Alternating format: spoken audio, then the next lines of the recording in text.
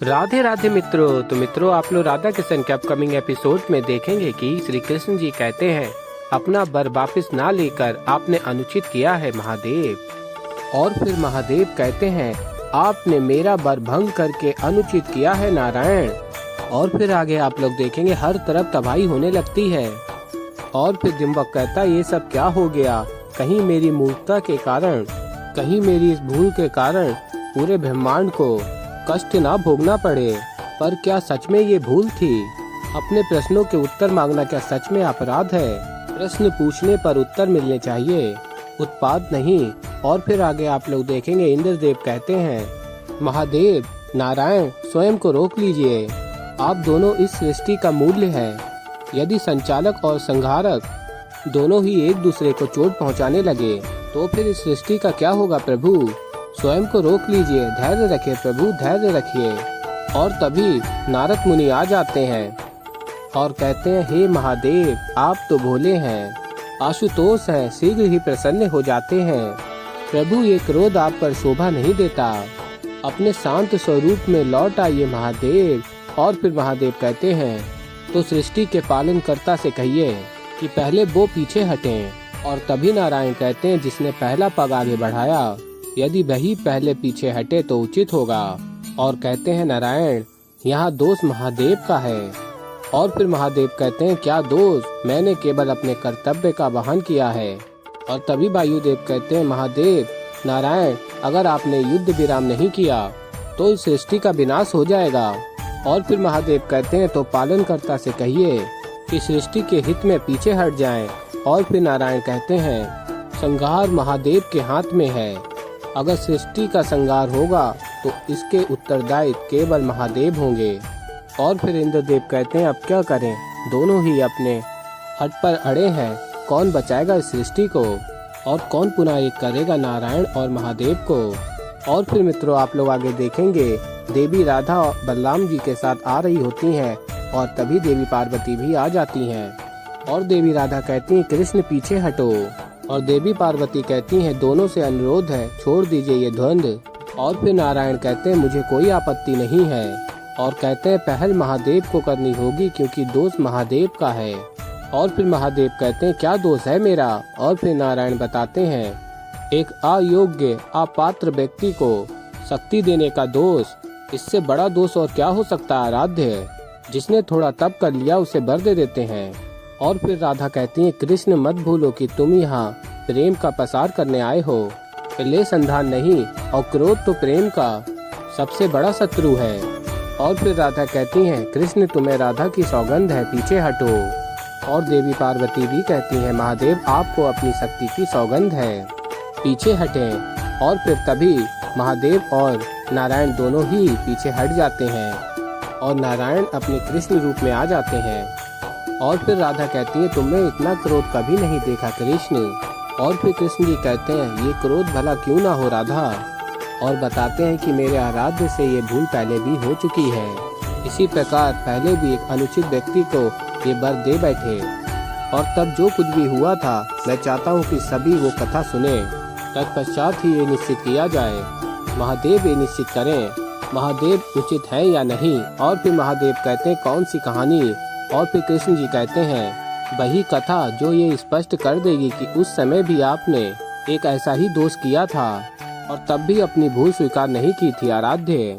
और फिर महादेव कहते हैं तो उचित है नारायण, सुनाइए अपनी कहानी, सिद्ध कीजिए मुझे दोषी, यहाँ सभी उपस्थित हैं।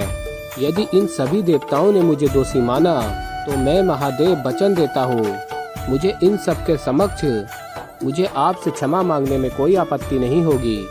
और फिर कृष्ण जी बताते हैं ये कथा कुछ पुरातन है, उस समय की है जहाँ बृकासुर नाम का एक अत्यंत ही बलशाली असुर हुआ करता था। उसने लंबे समय तक एक विशाल महायज्ञ किया, संसार भर से विद्वान यज्ञ कराने के लिए उपस्थित हुए। भिन्न भिन्न यज्ञ देवों को आह्वानित किया गया, उनके समर्पण में आहुतियाँ दी गईं। और फिर ऋषि कहते हैं महाराज बृकासुर आपकी आहुति का समय हो गया है। और फिर बृकासुर आता और आहुति देता है। और ऋषि कहते हैं साजन इतने वर्षों से आप ये यज्ञ कर रहे हैं परंतु एक भी देव प्रसन्न नहीं हुआ, क्योंकि वो प्रकट हुए तो उनको आपको वर देना ही होगा। इंद्रदेव हमारे शत्रु हैं, उनके मध्य हमारा युद्ध चल रहा है। इंद्र के विपरीत जाकर कोई भी देव आपको वर नहीं देना चाहता है। और फिर वृकासुर कहता, हे देवगण हमें वर दो। हे देवगण कितना धैर्य, कितनी प्रतीक्षा। हे देवगण हमें वर दो, हमारा वर दो देवगण। और फिर मित्रों आप लोग आगे देखेंगे कोई भी देव वर देने नहीं आता और तभी वृकासुर अत्यंत प्रसन्न होके कहता है, तुम्हें क्या लगा ब्राह्मण देव, मैं अपने वर्षों का तप ऐसे ही निष्फल होने दूंगा। और तभी जल उठा के यज्ञ में डाल के अग्नि को बुझा देता है वृकासुर। और फिर कहता है, ये देवगण हमें वर दें या ना दें उनकी इच्छा, पर मैं वृकासुर अपना महाबल लेकर रहूंगा। और तभी ब्राह्मण देव कहते हैं, लेकिन आपको वर मिलेगा कैसे? और कहते, महाराज देव सेना हम पर भारी पड़ रही है। और फिर वृकासुर कहता है, मौन हो जाओ मूर्ख, मैं अपना महाबल लेकर रहूंगा। और फिर मित्रों आप लोग आगे देखेंगे कि इंद्रलोक में इंद्रदेव जश्न मना रहे होते हैं सभी देवताओं के साथ। और कहते हैं, अद्भुत, वृकासुर की तपस्या भंग हुई। और फिर अन्य देवगण कहते हैं, क्यों ना होगी, इंद्रदेव के शत्रु को हम वर क्यों देंगे भला। और फिर तभी नारद मुनि आ जाते हैं। और फिर इंद्रदेव कहते हैं, प्रणाम देव ऋषि, आइए पधारिए। और फिर नारद मुनि कहते हैं, बड़ी प्रसन्नता दिख रही है, सब ओर कोई उत्सव मनाया जा रहा है देवराज इंद्र। और फिर इंद्रदेव कहते हैं, देव ऋषि ये उत्सव वृकासुर की हार का है, कदाचित उसने अपनी पराजय स्वीकार कर ली, तभी उसने अपने यज्ञ को स्वयं ध्वस्त कर दिया। और फिर नारद मुनि कहते हैं, हार और जीत कभी स्थायी नहीं होती देवराज इंद्र, विशेषकर तब जब संघर्ष समाप्त न हुआ हो। और संघर्ष अभी थमा नहीं है देवराज इंद्र, जो वर आज उसे नहीं मिला वो कदाचित किसी और दिवस मिल जाए। और फिर इंद्रदेव कहते हैं, देव ऋषि आप व्यर्थ में ही भयभीत हो रहे हैं और आप हमें भी भयभीत कर रहे हैं।